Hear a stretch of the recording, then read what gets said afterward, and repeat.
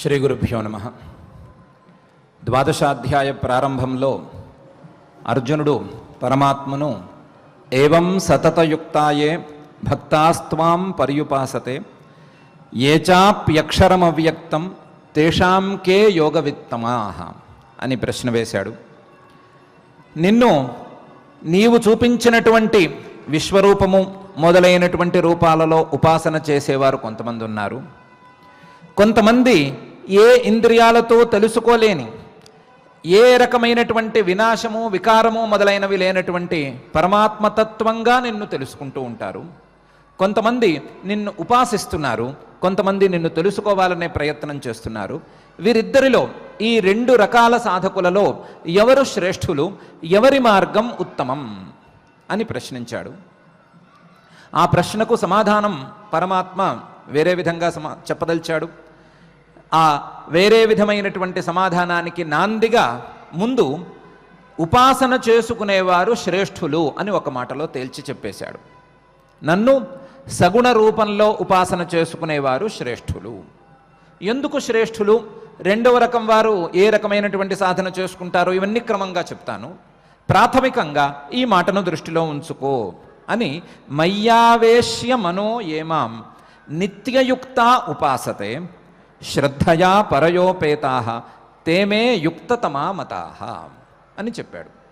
మయ్యావేశ్య మనో ఏమాం నిత్యయుక్త ఉపాసతే, నాయందు మనస్సును పూర్తిగా లగ్నం చేసి, ఆ లగ్నం చేసినటువంటి మనస్సును అటు ఇటు కదలనివ్వకుండా నిరంతరం నాయందే ఉంచి నిత్యయుక్త నన్నే ఉపాసన చేసుకుంటూ నాయందే వారి యొక్క మనస్సులు మనోవృత్తులు మనసులోని ఆలోచనలు మనసులోని క్రియలు అన్నీ కూడా సమాప్తమైపోయేటట్లుగా ఎవరైతే ఉపాసన చేసుకోగలుగుతారో నిత్యయుక్త ఉపాసతే శ్రద్ధయా పరయోపేతాః, ఆ ఉపాసన చేసుకునేందుకు వీలుగా ఉపాసన చేసుకునేటువంటి సమయంలోనూ శ్రద్ధను కలిగి ఉంటారో, ఉత్తమమైనటువంటి సర్వోత్తమమైనటువంటి శ్రద్ధను కలిగి ఉంటారో అటువంటి వారు ఈ యోగులలో శ్రేష్ఠులైన యోగులు అని నా అభిప్రాయము అని ఒక మాట చెప్పాడు. జ్ఞాన మార్గం ఉపాసనా మార్గం అని రెండు మార్గాలు ఉన్నట్లయితే వేరువేరుగా కానీ వేరువేరు ఫలితాలను కాకుండా ఒకే ఫలితం ఇచ్చేటువంటి మార్గాలు ఈ రెండు అనే విషయాన్ని నిన్న మనం అనుకోవటమైతే అనుకున్నాము. కానీ రెండు వేరనుకుంటే అందులో ఉపాసనా మార్గం ప్రాథమికంగా శ్రేష్టం. ఉపాసనా మార్గం శ్రేష్టమైన మార్గము. ఎందుకు ఉపాసనా మార్గం శ్రేష్టమైన మార్గము అంటే, ఉపాసనా మార్గము జ్ఞాన మార్గానికి మెట్టు లాంటి మార్గము. ఉపాసనా మార్గం జ్ఞాన మార్గానికి సాధకుణ్ణి సులభంగా చేరేటట్లుగా చేరుస్తుంది.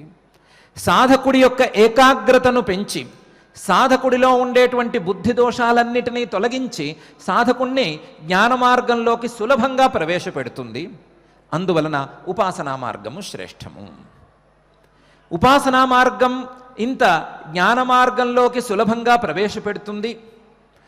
అదే సమయంలో ఉపాసనా మార్గంలోకి ప్రవేశం లేకుండా లేదా మనస్సులో ఏకాగ్రత పెరగకుండా జ్ఞాన మార్గంలోకి ప్రవేశించిన వారికి కష్టాలు చాలా ఎదురవుతాయి. జ్ఞాన మార్గంలోకి సాక్షాత్తుగా ఒక సాహసంతో ఎవరు ప్రవేశం చేయలేరు. జ్ఞాన మార్గంలో తెలుసుకోవలసింది సాధన చేసుకోవలసింది కొంచెం కఠినంగా ఉంటుంది. కాబట్టి ఆ కఠినతను తగ్గించేటువంటి ఉపాసనా మార్గం, ఏకాగ్రతను పెంచేటువంటి ఉపాసనా మార్గం జ్ఞాన మార్గానికి ముందు మెట్టు. కాబట్టి ముందు మెట్టు తరువాతి మెట్టు, ఈ రెండు మెట్లలో ముందు మెట్టు శ్రేష్టం అని చెప్తాం. కాబట్టి మనం కాలు పెట్టబోయే లేదా మనం కాలు పెట్టవలసినటువంటి మెట్టు శ్రేష్టమని చెప్తాం. కాబట్టి ఉపాసనా మార్గం శ్రేష్టమని చెప్తున్నాను అని చెప్పబోతూ ఈ అభిప్రాయాన్ని వెల్లడించబోతూ పరమాత్మ జ్ఞాన మార్గంలో ఉండేటువంటి క్లేశాలను, జ్ఞాన మార్గంలో తెలుసుకోవలసినటువంటి తత్వం యొక్క కాఠిన్యాన్ని, ఈ రెండిటిని స్పష్టంగా పై 3 శ్లోకాలలో తెలియజేస్తున్నాడు. అందులో మొదటి 2 శ్లోకాలలో పరమాత్మతత్వం యొక్క ఒక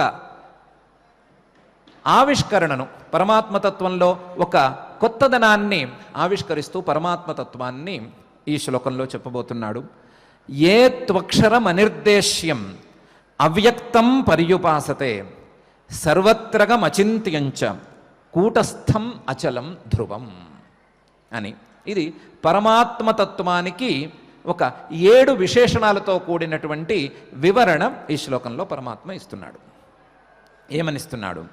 ఏ త్వక్షరం అనిర్దేశ్యం.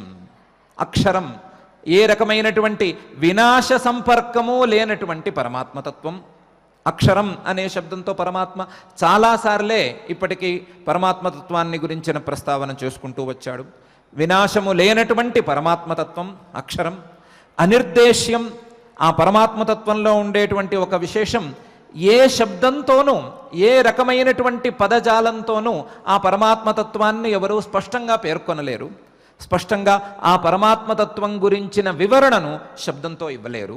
శబ్దంతో మాత్రమే పరమాత్మతత్వాన్ని తెలుసుకోవడానికి సాధ్యం కాదు.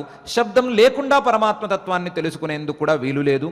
అలాంటి సంక్లిష్టమైనటువంటి తత్వం పరమాత్మతత్వం. అనిర్దేశ్యం, అవ్యక్తం, ఏ ఇంద్రియానికి గోచరం కానటువంటి వస్తువు పరమాత్మతత్వము.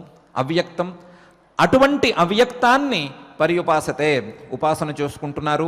నిధిధ్యాసనం ద్వారా ఆ పరమాత్మను తెలుసుకుని పరమాత్మకు దగ్గరయ్యేటువంటి ప్రయత్నం చేసుకుంటున్నారు.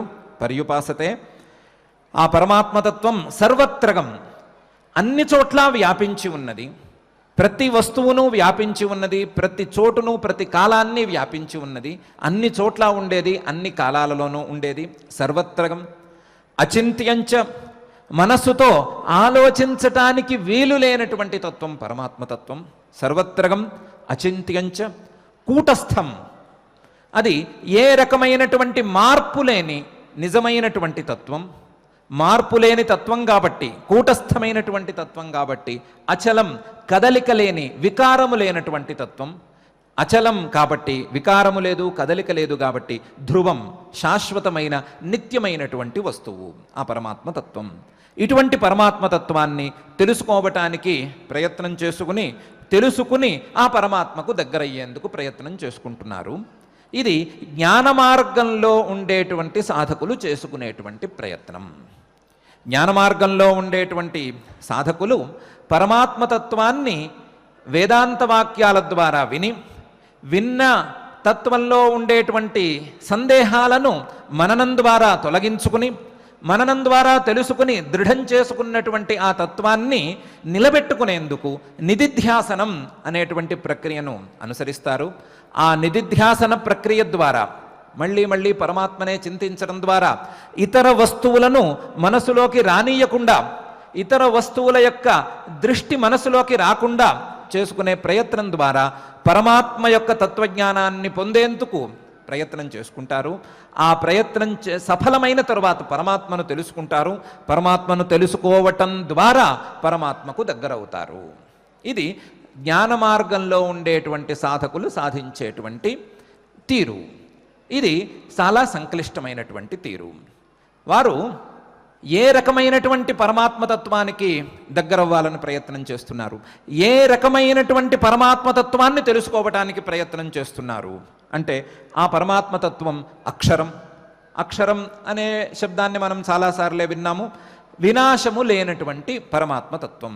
నక్షరతీత్యక్షరం, వినాశం లేని పరమాత్మతత్వాన్ని తెలుసుకోవడానికి ప్రయత్నం చేస్తున్నారు. ఇంతేకాదు, అనిర్దేశ్యం, ఏ శబ్దంతోనూ పూర్తిగా చెప్పలేనటువంటి పరమాత్మతత్వాన్ని ఉపాసన చేసుకోవటానికి ప్రయత్నం చేస్తున్నారు, తెలుసుకోవటానికి ప్రయత్నం చేస్తున్నారు. ఏ శబ్దంతోనూ ఆ పరమాత్మతత్వాన్ని తెలుసుకోలేము, కానీ శబ్దం తప్ప మరొక సహాయము లేదు. శబ్దంతో తెలుసుకోలేము, శబ్దం తప్ప మరి యొక్క సహాయము లేదు. అలాంటి సంక్లిష్టమైనటువంటి పరమాత్మతత్వాన్ని తెలుసుకోవటానికి ప్రయత్నం చేస్తున్నారు. ఆ పరమాత్మతత్వం అనిర్దేశ్యం, ఇలా ఉంది, ఇలా ఉంటుంది అని చెప్పటానికి వీలు లేనటువంటి తత్వం. అది దూరం నుంచి చూపిస్తే చూపించవచ్చు, దూరం నుంచి చూపించి శబ్దాలు కూడా వెనక్కి మరలుతాయి అనేటువంటి స్థితిలో ఉండే తత్వం అది.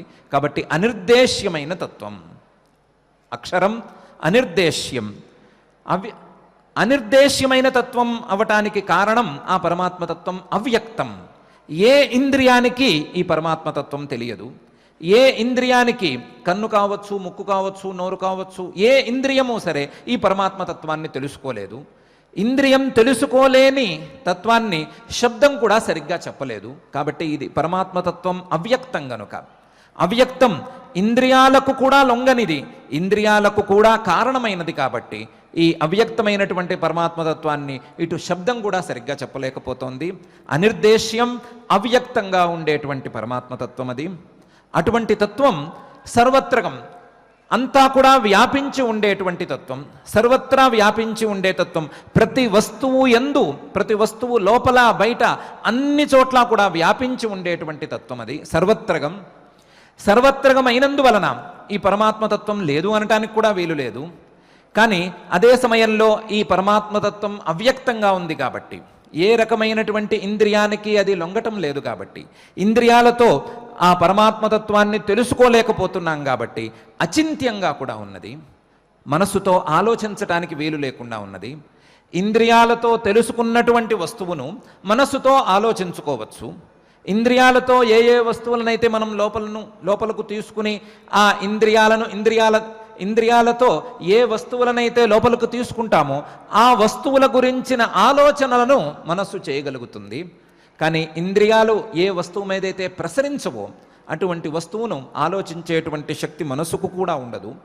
అలా మనసుకు కూడా ఆ పరమాత్మతత్వాన్ని గురించిన ఆలోచన చేసే శక్తి లేకపోవటం వలన అది అవ్యక్తంగా మిగిలిపోతోంది, అచింత్యంగా ఉన్నది. అవ్యక్తము అచింత్యమైనటువంటి తత్వాన్ని తెలుసుకోవటానికి వారు ప్రయత్నం చేసుకుంటున్నారు. జ్ఞాన మార్గంలో ఉండేటువంటి సాధకులు ఈ పరమాత్మతత్వం అవ్యక్తము, అచింత్యము, అలాగే అనిర్దేశ్యము అయినంత మాత్రాన, అవ్యక్తము ఏ ఇంద్రియానికి లొంగదు, అనిర్దేశ్యం ఏ శబ్దంతోనూ ఈ పరమాత్మతత్వాన్ని చెప్పలేరు, అచింత్యం ఏ మనస్సుతోనూ పరమాత్మను చింతన చేయలేరు. ఇలాంటి పరమాత్మతత్వం లేదు అనేందుకు అవకాశం లేకుండా ఈ పరమాత్మతత్వం వ్యాపించి ఉండటం మాత్రమే కాకుండా కూటస్థంగా కూడా ఉన్నది. కూటస్థం అనే పదానికి మనం 3 రకాలుగా అర్థం చెప్పుకోవచ్చు, లేదా 3 దృక్కోణాలలో ఈ పదాన్ని మనం చూసుకోవచ్చు. ఒకటి కూటస్థం అంటే, కూటం అనే శబ్దానికి ఒకసారి వచ్చిందనుకుంటాను, స్వర్ణకారులు వారి యొక్క బంగారు ఆభరణాలను తయారు చేయటానికి వీలుగా ఒక ఇనుప ముద్ద లాంటి వస్తువును కింద పెట్టుకుంటారు. ఆ ఇనుప ముద్ద లాంటి వస్తువు మీద బంగారాన్ని పెట్టి దాన్ని కొట్టి దాంతో ఆభరణాలను తయారు చేసుకుంటారు. ఆ కింద ఉండేటువంటి ఇనుప ముద్దకు లేదా ఉక్కు ముద్దకు కూటం అని పేరు. ఆ కూటం అనేటువంటి వస్తువుకు పైన వచ్చే బంగారానికి వల్లే మార్పులు ఉండవు. పైన వచ్చేటువంటి బంగారం ఆ కూటం అనేటువంటి వస్తువు మీద పెడతారు. దాన్ని తెలుగులో ఏమంటారో అని ప్రత్యేకించి నాకు ఐడియా లేదు. ఆ కూటం అనేటువంటి వస్తువు మీద బంగారాన్ని పెడతారు. బంగారం పెట్టి దాన్ని కొడతారు. కొట్టినప్పుడు బంగారం సాగుతుంది లేదా పెరుగుతుంది. దానికి కావలసిన విధానంలో, మార్పులకు కావలసినటువంటి విధానంలో కొడుతూ ఉంటే ఒక ఆభరణంగానో, తీగగానో, లేదా బక్క పలసగానో, రేకులానో ఏదో విధంగా తయారవుతూ ఉంటుంది. పైన వచ్చేటువంటి బంగారం మార్పుకి గురి అవుతూ ఉంది. పైన వచ్చే బంగారానికి మార్పులు వస్తున్నాయి. కానీ కింద ఉండేటువంటి ఆ ఇనుప ముద్దకు మాత్రం మార్పు లేదు. ఆ మార్పు లేని ఇనుప ముద్దలాగా, కూటంలాగా ఈ ఆత్మతత్వం ఉంటుంది కాబట్టి దీనికి కూటస్థం అని పేరు. మార్పు లేని ఇనుప ముద్దలాగా, బంగారానికి ఆశ్రయమైనటువంటి ఇనుప ముద్దలాగా ఉంటుంది కాబట్టి కూటవత్ స్థితం కూటస్థం అని ఒక అర్థం. ఈ అర్థం ప్రకారం పరమాత్మతత్వం ఈ ప్రపంచంలో, ఈ సృష్టిలో ఉండేటువంటి వస్తువులన్నిటికీ ఆశ్రయం. ప్రపంచంలో ఉండేటువంటి వస్తువులన్నీ ఈ పరమాత్మ మీదకు చేరుతున్నాయి. చేరి తమ తమ మార్పులను తెచ్చుకుంటున్నాయి, లేదా ఆ వస్తువులన్నీ ఇక్కడకు చేరి మార్పుకు గురవుతున్నాయి. పరమాత్మ అనేటువంటి కూటం మీద ఆ వస్తువులు చేరి వాటి మార్పులన్నిటినీ తెచ్చుకుంటున్నాయి. ఉదాహరణకి ఒక గింజను తీసుకుంటే ఆ గింజ పరమాత్మతత్వం మీద చేరి అది మొలకగా మారుతోంది. ఆ మొలకగా మారినటువంటి అదే గింజ మొక్కగా మారుతోంది.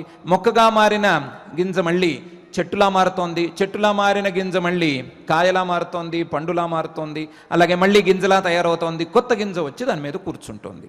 ఇట్లా ఆ పరమాత్మ అనే కూటం మీద రకరకాల వస్తువులు వచ్చి చేరుతున్నాయి. చేరి మార్పులకు గురి అవుతున్నాయి. ఆయా మార్పులను తెచ్చిపెట్టుకుంటున్నాయి, క్రమంగా తెచ్చిపెట్టుకుంటున్నాయి. కానీ పరమాత్మతత్వం మాత్రం ఏ రకంగానూ మార్పుకు గురి కావటం లేదు. పరమాత్మతత్వం అలాగే ఉంది. వచ్చే వస్తువులు మార్పును తెచ్చుకుంటున్నాయి, మారిపోతున్నాయి, వెళ్ళిపోతున్నాయి. పరమాత్మ మాత్రం మార్పు లేకుండా అలాగే ఉంటున్నాడు. పరమాత్మ లేకుండా ఇవన్నీ మార్పుకు గురికావు, కానీ పరమాత్మ మాత్రం మార్పుకు గురికాడు. ఈ అభిప్రాయాన్ని చెప్పటం కోసం కూటస్థం అనే పదం ఇక్కడ పరమాత్మ వాడాడు. రెండవ అర్థం తీసుకుంటే కూటం అనే శబ్దానికి వంచన అనే అర్థం ఒక ప్రసిద్ధిలో ఉన్నది. కూట సాక్ష్యం అని అంటారు కదా. కూట సాక్ష్యం అంటే అబద్ధపు సాక్ష్యం. అబద్ధపు సాక్ష్యం చెప్పిన వారిని కూట సాక్షి అని అంటారు. కూటం అనేది అబద్ధం లేదా వంచన, మాయ అనే అర్థంలో ఉండేటువంటి పదం. ఆ కూటం అనే పదాన్ని మాయా అనే అర్థంలో తీసుకున్నట్లయితే కూటే తిష్టతి ఇది కూటస్థః.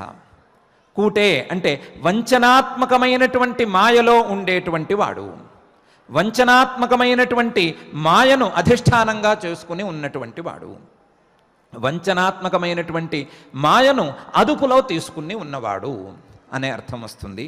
దానికి ఈ త్రిగుణాత్మకమైన మూల ప్రకృతి లేదా మాయా అనేటువంటి పదార్థం, మనం ఇంతకుముందు చాలాసార్లు అనుకున్నటువంటి పదార్థం, ఆ పదార్థాన్ని తన అదుపులో ఉంచుకుని ఈ సృష్టిని చేస్తున్నవాడు అనే రెండవ అర్థం వస్తుంది.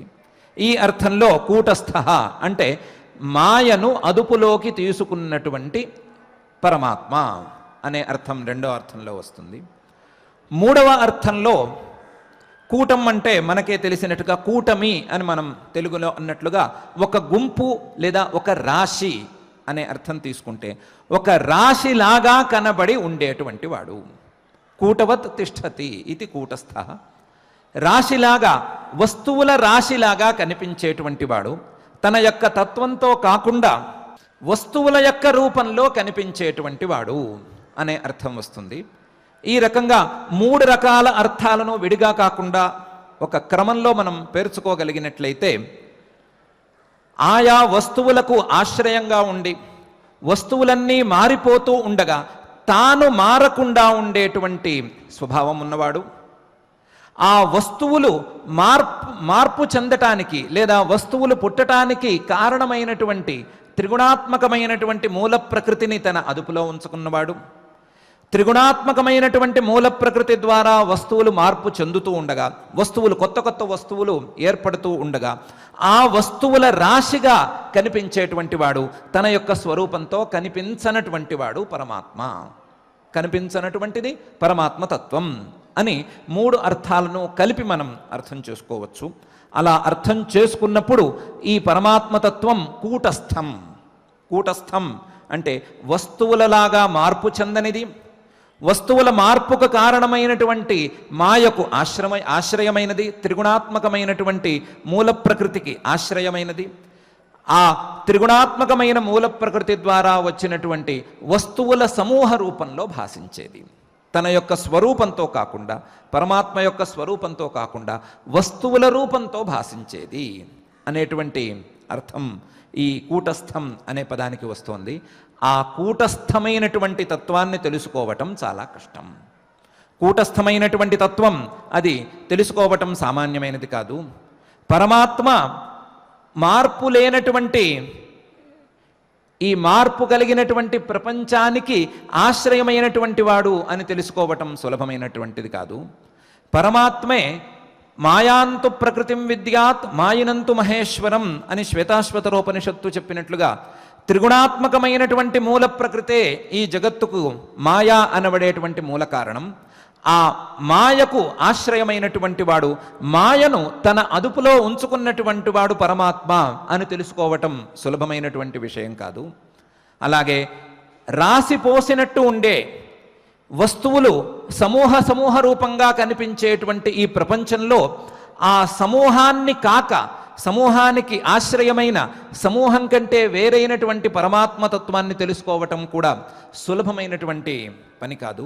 యస్మిన్ ద్యౌః పృథివీ చాంతరిక్షమోతం మనస్సహ ప్రాణైశ్చ సర్వైః తమేవైకం ధ్యాయథ ఆత్మానం అన్యావాచో విముంచథ అమృతస్యైష సేతుః అనేటువంటి ముండకోపనిషద్ వాక్యంలో చెప్పిన విధానంలో ఏ పరమాత్మతత్వంలోనైతే ద్యౌః పృథివీ అంతరిక్షం అనేటువంటి 3 లోకాలు, ఓతం మనస్సహ ప్రాణైశ్చ సర్వై, మనస్సు, ఇంద్రియాలు, అలాగే శరీరాలు ఇవన్నీ కూడా కలిసిపోయి రాసిపోసినట్లున్నాయో, ఓతం మనస్సహ ప్రాణైశ్చ సర్వై, అటువంటి పరమాత్మతత్వాన్ని ఆ రాశితో సంబంధం లేకుండా పరమాత్మ స్వరూపాన్ని ఆశ్రయించుకుని ఉండేటువంటి లోకాలతోనూ లోకంలో ఉండేటువంటి శరీరేంద్రియాలతోనూ సంబంధం లేకుండా కేవలంగా ఆ ఆశ్రయాన్ని మాత్రమే తెలుసుకోవటం అనేది సులభం కాదు. దానికోసం తమేవైకం జానథ ఆత్మానం, ఆ కేవలం ఆత్మతత్వాన్ని తెలుసుకోవటం కోసమే ప్రయత్నం చేసుకోండి. అన్యావాచో విముంచథ, మిగతా మాటలన్నిటినీ కట్టిపెట్టేయండి. మిగతా వస్తువులను చూసేందుకు ప్రయత్నం విడిగా చేసుకోనక్కర్లేదు, వాటి కోసం ప్రయత్నాన్ని మానుకోండి. అమృతస్య ఈషసేతు, ఆ పరమాత్మను తెలుసుకున్నట్లయితే, ఆ రాసిపోసినట్లుండేటువంటి వస్తువులకు ఆశ్రయమైనటువంటి పరమాత్మను తెలుసుకున్నట్లయితే అమృతత్వం సిద్ధిస్తుంది. లేకపోతే ఈ సంసారంలో జనన మరణ ప్రవాహంలో కొట్టుకుపోవలసి వస్తుంది అనేటువంటి అర్థాన్ని చెప్పే ముండకోపనిషత్తు వాక్యాన్ని కూడా ఇందులో కలుపుకుని, కూటస్థం, ఆ పరమాత్మతత్వం చాలా సంక్లిష్టంగా ఉండేటువంటి తత్వం, కూటస్థంగా ఉండేటువంటి తత్వం. కూటస్థంగా ఉండటం మాత్రమే కాకుండా అచలం, ఏ రకమైనటువంటి వినాశానికి లోను కాదు, ఏ రకమైనటువంటి వినాశం ఆ పరమాత్మతత్వం దరి కూడా చేరదు. పరమాత్మతత్వం దగ్గరకు వినాశం కానీ వినాశ కారణం కానీ చేరదు. అంతేకాకుండా ఏ రకమైన వికారము చేరదు. వికారము చేరదు కాబట్టి ఇది అచలమైనటువంటి వస్తువు. అచలమైన వస్తువు కాబట్టే ధ్రువం, శాశ్వతమైనటువంటి వస్తువు. అటువంటి శాశ్వతమైన, కూటస్థమైన, వికారం లేని, అలాగే వినాశము లేని ఆత్మతత్వాన్ని తెలుసుకునేందుకు వారు జ్ఞాన మార్గంలో ఉండేటువంటి సాధకులు ప్రయత్నం చేసుకుంటూ ఉంటారు. దానికోసం మొదలు వేదాంత వాక్యాల ద్వారా ఆ పరమాత్మతత్వాన్ని తెలుసుకుంటారు. తెలుసుకున్నటువంటి తత్వాన్ని మనసులో నిలబెట్టుకోవటం కోసం, మనసులో ఆ పరమాత్మతత్వం మీద ఉండే సందేహాలన్నిటినీ తొలగించుకోవటం కోసం మననం చేసుకుంటారు. మననం చేసుకుని స్థిరీకృతమైనటువంటి ఆ అర్థం స్థిరీకృతమైన తరువాత, మనసులో స్థిరమైన తరువాత అందులోంచి మళ్ళీ మనసు కదిలిపోకుండా, మనసు వేరే వైపుకు పోకుండా, వేరే విషయాల వైపుకు పోకుండా ఉండటానికి వీలుగా నిధిధ్యాసనం చేసుకుంటారు. నిధిధ్యాసనం అనేటువంటి ఉపాసనా ప్రక్రియను చేసుకుంటారు. ఉపాసనా ప్రక్రియ ద్వారా పరమాత్మను తెలుసుకుంటారు. పరమాత్మను తెలుసుకోవటం ద్వారా పరమాత్మకు దగ్గరవుతారు. నిత్యయుక్తాః ఉపాసతే, నిత్యము ఆ పరమాత్మ మీదే మనస్సును ఉంచుకుని పరమాత్మను ఉపాసించుకుంటారు. పరమాత్మకు దగ్గరగా ఉంటారు. ఉప ఆసతే, పరమాత్మ యొక్క సమీపంలో ఉంటారు. పరమాత్మకు దగ్గరవటానికి వారు ప్రయత్నం చేసుకుంటూ ఉంటారు అని అంటున్నాడు. పరమాత్మకు దగ్గరవటానికి ప్రయత్నం చేసుకోవటంలో అర్థమేముంది? పరమాత్మ సర్వత్రగం అని పైనే చెప్పబోతున్నారు కదా. సర్వత్రా ప్రతి చోట ఉండే పరమాత్మకు దగ్గరవటం ఏమిటి? దగ్గర అయ్యేందుకు కానీ దూరంగా ఉండేందుకు కానీ అవకాశం ఏముంది అనే సందేహం రావటం కోసం, ఈ సందేహానికి మనమే సరి అయిన సమాధానం చెప్పుకోవటం కోసమే ప్రత్యేకించి ఇక్కడ పర్యుపాసతే అనే పదాన్ని పరమాత్మ ఉంచాడు. పరమాత్మ స్వరూపం సర్వత్ర వ్యాప్తమైనప్పుడు, ప్రతి చోట ఆ పరమాత్మ తత్వమే నిండి ఉన్నప్పుడు పరమాత్మకు దగ్గరవటం అంటే ఏంటి, దూరం అవటం ఏమిటి అనే విషయాన్ని ఈశావాస్యోపనిషత్తు కొంచెం సంక్షిప్తంగా నిరూపించి పెట్టింది. తదేజతి తన్నేజతి తద్దూరే తద్వంతికే తదంతరస్య సర్వస్య తదు సర్వస్యాస్య బాహ్యతః అని. ఆ పరమాత్మతత్వం ఏజతి అంటే కదులుతుంది. తన్నేజతి, ఆ పరమాత్మతత్వం కదలదు. అది కదులుతున్నట్లుగా అనిపిస్తుంది కానీ కదలదు. ఆ పరమాత్మతత్వం అతి దూరంలో ఉంది, తద్దూరే.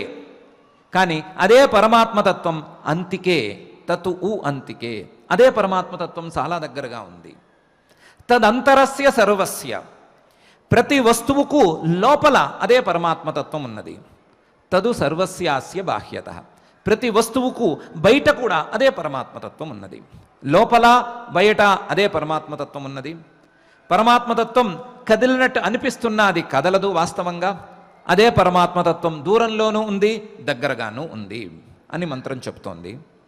దానికి అభిప్రాయం ఏమై ఉండొచ్చు అని ఆలోచించుకుంటే, ఎవరైతే పరమాత్మతత్వాన్ని తెలుసుకుని పరమాత్మతత్వం ఇట్లాంటిది, అది నాలోనూ బయట అన్ని చోట్ల వ్యాపించి ఉన్నది అని తెలుసుకున్నారో వారు పరమాత్మతత్వానికి దగ్గరగా ఉన్నట్లు. ఎవరైతే పరమాత్మతత్వాన్ని తెలుసుకోలేరో, లేదా పరమాత్మతత్వం అనేది కూడా ఉంది అనేది అర్థం చేసుకోలేరో, అటువంటి వారికి పరమాత్మతత్వం లేనట్లే, చాలా దూరంలో ఉన్నట్లే. చాలా దూరంలో ఉన్నట్లే. ఎన్ని సంవత్సరాలు గడిచినా, ఎన్ని ఏళ్ళు గడిచినా, లేదా ఎన్ని జన్మలు గడిచినా ఆ పరమాత్మతత్వం వారికి దూరంలోనే ఉన్నట్లుంటుంది. పరమాత్మతత్వాన్ని తెలుసుకుంటే అది దగ్గరగా ఉన్నట్లు, పరమాత్మతత్వాన్ని తెలుసుకోలేకపోతే అది దూరంగా ఉన్నట్లు అనే సూచనను ఆ మంత్రం చేస్తోంది. ఆ మంత్రం ద్వారా ఇచ్చినటువంటి సూచనను అర్థం చేసుకోవటానికి సర్వత్రగం పర్యుపాసతే, సర్వత్ర వ్యాపించి ఉండేటువంటి ఆత్మతత్వానికి దగ్గరవటానికి ప్రయత్నం చేసుకుంటున్నారు. దగ్గరవటానికి చేసుకునేటువంటి ప్రయత్నంగా జ్ఞాన ప్రయత్నం చేసుకుంటున్నారు. ఆ జ్ఞానానికి కావలసినటువంటి సాధనాలను సమకూర్చుకుంటున్నారు అనే అర్థంలో పరమాత్మ ఈ ఉపనిషద్వాక్యాన్ని గుర్తు చేయటం కోసం, పరమాత్మ స్వరూపాన్ని తెలుసుకోకపోవటం అంటే పరమాత్మ స్వరూపాన్ని దూరం పెట్టడమే, లేదా పరమాత్మ స్వరూపాన్ని తిరస్కరించుకోవటమే అనే విషయాన్ని కూడా తెలియజేయటం కోసం ఈ శ్లోకాన్ని వాడుతున్నాడు. ఏ త్వక్షరం అనిర్దేశ్యం అవ్యక్తం పర్యుపాసతే సర్వత్రగం అచింత్యంచ కూటస్థం అచలం ధ్రువం. వీరు ఏ రకమైనటువంటి ప్రయత్నం చేసుకుంటున్నారు, ఏ రకమైనటువంటి జ్ఞాన ప్రయత్నం చేసుకుంటున్నారు, ఆ జ్ఞాన ప్రయత్నం ఏ రకంగా కష్టం అనే విషయాన్ని చెప్పటం కోసం పై శ్లోకంలో ఇలా అంటున్నాడు. సన్నియమ్యేంద్రియగ్రామం సర్వత్ర సమబుద్ధయః తే ప్రాప్నువంతి మామేవ సర్వభూత హితే రతాః అని. సన్నియమ్య ఇంద్రియగ్రామం, ఇంద్రియగ్రామం ఇంద్రియముల యొక్క సమూహాన్ని సన్నియమ్య బాగా నియమించి అదుపులోకి తీసుకుని, ఇంద్రియాలన్నిటినీ నిగ్రహించుకుని, ఇంద్రియ నిగ్రహాన్ని సాధించుకుని, సన్నియమ్య ఇంద్రియగ్రామం సర్వత్ర సమబుద్ధయ, చూసే ప్రతి వస్తువులోనూ సమత్వ బుద్ధిని కలిగి ఉండి, ఏ వస్తువు మీద రాగాన్ని కానీ ఏ వస్తువు మీద ద్వేషాన్ని కానీ కలగకుండా, అలాంటి రాగద్వేషాలకు దూరంగా ఉంటూ ప్రతి వస్తువును సమానంగా భావించి, సర్వత్ర అన్ని కాలాలలోనూ అన్ని వస్తువుల మీద సమానమైనటువంటి బుద్ధిని పెంచుకుని సర్వత్ర సమబుద్ధయ, ఇంతేకాకుండా సర్వత్ర ప్రతి వస్తువులోనూ సమమైనటువంటి పరమాత్మతత్వమే నిండి ఉన్నది అనే భావనను కూడా పెంచుకుని సర్వత్ర సమబుద్ధయ సర్వభూత హితేరతాః, ప్రతి ప్రాణికి, ఏ ప్రాణికైనా సరే ప్రతి ప్రాణికి అపకారము చేయకుండా, ప్రతి ప్రాణికి అభయాన్ని ఇవ్వగలిగినటువంటి, ప్రతి ప్రాణికి హితాన్ని చేయగలిగినటువంటి స్థితిలో ఉండి, ఆ ప్రతి ప్రాణికి హితాన్ని చేయటమే వ్రతంగా కలిగి ఉండి సర్వభూత హితే రతాః, ప్రాణుల యొక్క హితం మీద ప్రీతిని కలిగి ఉండి ప్రాణులకు అభయాన్ని ఇస్తూ, ఏ ప్రాణికి వారి వలన హాని కలగకుండా చూసుకుంటూ, ప్రతి ప్రాణికి అభయాన్ని ప్రసాదిస్తూ వారు తమ తమ సాధనలను చేసుకుంటూ ఉంటారు. చేసుకుని ఆ సాధనలన్నీ సఫలమైనప్పుడు, ఆ చేసుకున్నటువంటి ప్రతి సాధన సఫలమైనప్పుడు తే ప్రాప్నువంతి మామేవా, వారు పరమాత్మను తెలుసుకుంటారు అని ఇంతకు ముందే చెప్పుకున్నాము. వారు పరమాత్మను తెలుసుకుంటారు, పరమాత్మకు దగ్గరవుతారు. అంటే ఎవరికి దగ్గరవుతారు అంటే తే ప్రాప్నువంతి మామేవా, నాకే దగ్గరవుతారు, నన్నే పొందుతారు, పరమాత్మ స్వరూపమైనటువంటి నన్నే వారు పొందుతారు. తే ప్రాప్నువంతి మామేవ సర్వభూత హితే రతాః. వారికి ఈ రకమైనటువంటి సంక్లిష్టమైన సాధనాల యొక్క అవసరం ఉన్నది. ఏ రకమైనటువంటి సాధనాలు ప్రధానంగా కావాలి అంటే సన్నియమ్య ఇంద్రియగ్రామం, ఇంద్రియగ్రామం ఒక ఇంద్రియం కాకుండా ఇంద్రియాలన్నిటినీ అదుపులో ఉంచుకునేటువంటి ప్రయత్నం వాళ్ళు బలంగా చేసుకోవాల్సిందే. సన్నియమ్య యమయిత్వా కూడా కాదు, అంటే అదుపులో ఉంచుకోవటం కాదు, నియమ్య మొత్తం అదుపులో ఉంచుకోవటం అంతవరకు మాత్రమే కూడా కాదు, సంనియమ్య బాగా అదుపులో ఉంచుకోవటం, ఏ దశలోనూ ఏ స్థితిలోనూ ఆ ఇంద్రియాలు చెదిరి మళ్ళీ వాటి వస్తువుల వాటి విషయాల మీదకు పోకుండా దృఢంగా ఆపుకోవటం అనేటువంటి సంక్లిష్టమైన సాధనం ఒకటి చేసుకోవాలి. సన్నియమ్య ఇంద్రియగ్రామం దాంతోపాటుగా ఏ వస్తువు మీద ప్రీతిని, ఏ వస్తువు మీద ద్వేషాన్ని లేకుండా చూసుకోవాలి. రాగద్వేషాలకు అతీతంగా వ్యవహరించేటువంటి స్థితిని తెచ్చుకోవాలి. సర్వత్ర సమబుద్ధిని తెచ్చుకోవాలి. సర్వత్ర సమబుద్ధికి వీలుగా ప్రపంచంలో ప్రతి వస్తువులోనూ పరమాత్మే దాగి ఉన్నాడు అనేటువంటి సమబుద్ధిని కూడా తెచ్చుకోవాలి. అలా తెచ్చుకుని రాగద్వేషాలకు దూరంగా వ్యవహరిస్తూ, రాగద్వేషాలను మనసులోకి రానివ్వకుండా వ్యవహరిస్తూ ఉండాలి.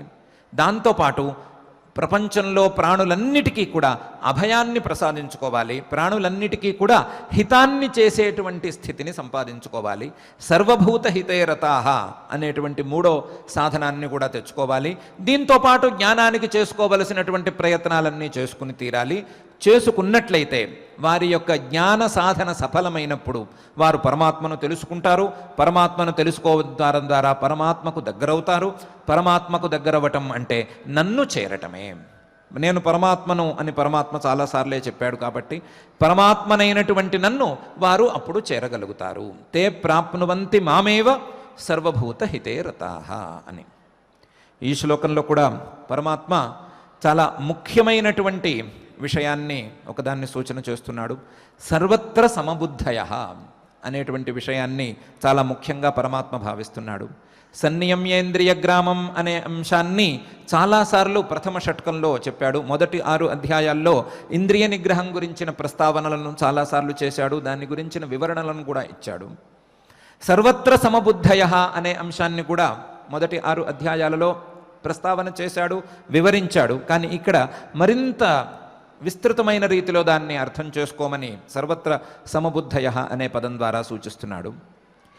ఏ వస్తువు మీదైనా ప్రీతి కానీ లేదా ఏ వస్తువు మీదైనా ద్వేషం కానీ, ఒక వస్తువు మీద ప్రీతి లేదా ఒక వస్తువు మీద ద్వేషం, ఈ రెండూ ఎందుకు కలుగుతాయి, రాగద్వేషాలు ఎందుకు కలుగుతాయి అనేది ఒక పెద్ద ప్రశ్న. రాగద్వేషాలు ఎందుకు కలుగుతాయి? ఒక వస్తువు ఎందుకు మనకు ప్రియంగా ఉంటుంది, లేదా ఒక వస్తువు ఎందుకు మనకు కష్టంగా ఉంటుంది? ఇష్టమైన వస్తువు, కష్టమైన వస్తువు, లేదా ఒకే వస్తువు కొన్నిసార్లు ఇష్టంగాను కొన్నిసార్లు కష్టంగాను ఎందుకు తెలుస్తుంది అంటే, మనం ప్రాథమికంగా ఒక సమాధానం చాలాసార్లు చెప్పుకున్నాం. ఇది నాకు అనుకూలం అని అనుకుంటే, దీంతో నేనేదో ఫలితాన్ని సాధించుకోవాలి అని అనుకుంటే అది ఇష్టమవుతుంది. ఇది గనక నాకు ప్రతికూలం, దీంతో నేను సాధించుకోవలసినటువంటి ఫలితం ఏమీ లేదు అనుకుంటే అది మనకు కష్టమో లేదా ఇష్టం లేని వస్తువో అవుతుంది. కానీ ఇలాంటి బుద్ధి పనికిరాదు. ఒకటి ఇష్టమని, ఒకటి కష్టమని, లేదా ఒకటి అనుకూలమని, ఒకటి ప్రతికూలమని ఒక భేద బుద్ధి పనికిరాదు అని ఛాందోగ్యోపనిషత్తులోని ఒక వాక్యం మనకు చెప్తోంది. సక్రతుం కుర్వీత అనే ఒక వాక్యం. ఆ వాక్యం తరువాత తజ్జలానితి శాంత ఉపాసీత అని వాక్యం. తజ్జలానితి శాంత ఉపాసీత. ఏ వస్తువైనా సరే పరమాత్మ ద్వారానే పుడుతోంది. తజ్జం. ఏ వస్తువైనా సరే లయకాలంలో పరమాత్మ స్వరూపంలోనే లయించిపోతోంది. తల్లం. ఏ వస్తువైనా సరే పరమాత్మ వలనే తన స్థితిని పొందుతోంది. అది ఉంటున్న కాలంలో పరమాత్మే దాని స్థితికి కారణం. కాబట్టి అది తదనం. కాబట్టి ప్రతి వస్తువు తజ్జలాన్, ఆ పరమాత్మ ద్వారా పుడుతోంది, పరమాత్మ యందే లయిస్తోంది, అలాగే పరమాత్మ ద్వారా స్థితిని పొందుతోంది. కాబట్టి పరమాత్మ కంటే వేరుగా వస్తువు అనే మాట లేనేలేదు. ప్రతి వస్తువు పరమాత్మ యొక్క స్వరూపం. ప్రతి వస్తువు పరమాత్మ యొక్క స్వరూపం. ఒకే పరమాత్మ యొక్క రూపం అయినప్పుడు ఒక వస్తువు మీద ప్రీతి, ఒక వస్తువు మీద ద్వేషం అనేటువంటి భేదభావన ఎక్కడ నుంచి రావాలి? లేదా ప్రతి వస్తువు పరమాత్మ యొక్క రూపమే అయినప్పుడు ఒక సమయంలో ప్రీతి, ఒక సమయంలో ద్వేషం అనేది ఎందుకు రావాలి? అందువలన ఈ రాగద్వేషాలకు అవకాశం ఇవ్వకూడదు. శాంత ఉపాసీత.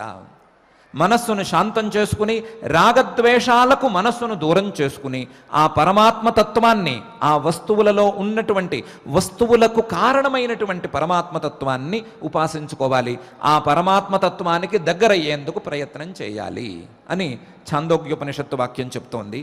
దానిలో ఉండేటువంటి స్ఫూర్తిని తీసుకుని సర్వత్ర సమబుద్ధయ, సర్వత్ర ప్రతి వస్తువులోనూ సమమైనటువంటి పరమాత్మతత్వాన్ని చూసుకుంటూ, ప్రతి వస్తువులోనూ బుద్ధిని కూడా సమంగా ఉంచుకుంటూ, రాగద్వేషాలకు సంబంధం లేకుండా రాగాన్ని కానీ ద్వేషాన్ని కానీ ప్రీతిని కానీ అప్రీతిని కానీ ఏ వస్తువు మీద ప్రత్యేకించి ఉంచుకోకుండా పరమాత్మ అనే భావనతో రాగద్వేషాలకు అతీతంగా వస్తువులకు కారణమైనటువంటి పరమాత్మతత్వాన్ని తెలుసుకునే ప్రయత్నం చేసుకోవాలి.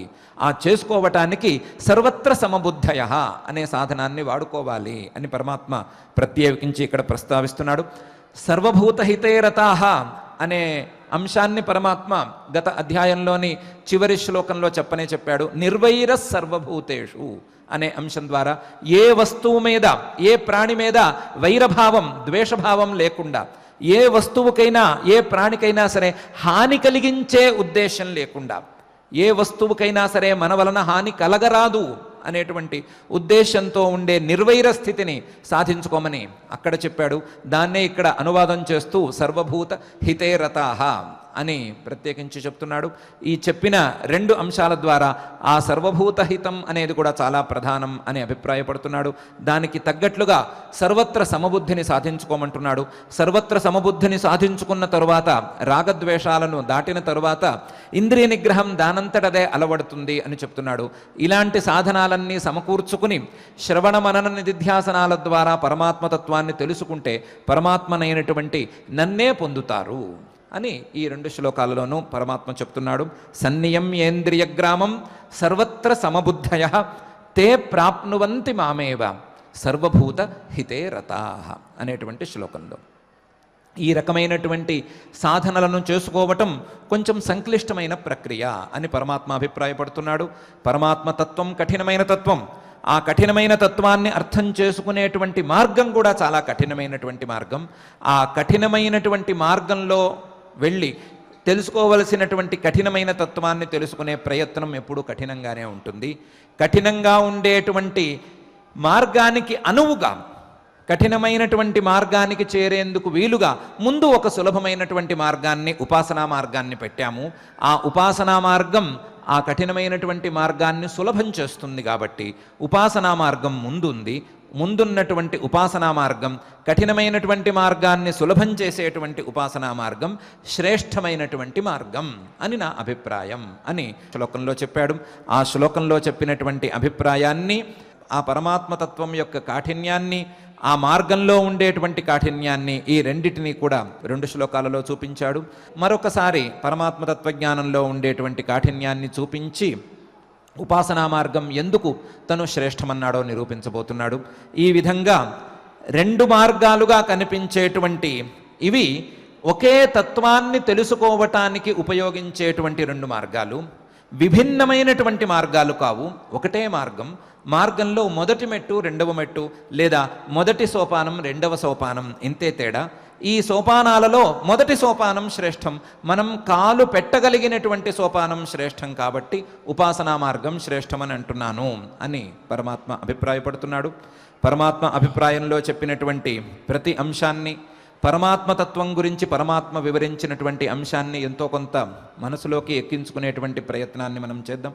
కూటస్థం అనేటువంటి శబ్దానికి పరమాత్మ యొక్క అభిప్రాయాన్ని మనం సరి అయిన రీతిలో అర్థం చేసుకునేందుకు ప్రయత్నం చేసుకుందాం. సర్వత్ర సమబుద్ధయ అనే అంశాన్ని కూడా మనం ఎంతో కొంత మనసులోకి ఎక్కించుకుందాం. సర్వభూతహితే రతాః అనేటువంటి విషయంలో మాత్రం ప్రయత్నాన్ని వెంటనే మనం ప్రారంభించుకుందాం. ప్రారంభించుకుని మనం కూడా దూరమో దగ్గరో, తొందరో లేదా ఆలస్యమో, ఏదో విధంగా జ్ఞాన మార్గంలోకి ప్రవేశం సాధించటానికి అర్హతను సాధించే ప్రయత్నం మనం చేసుకుందాం.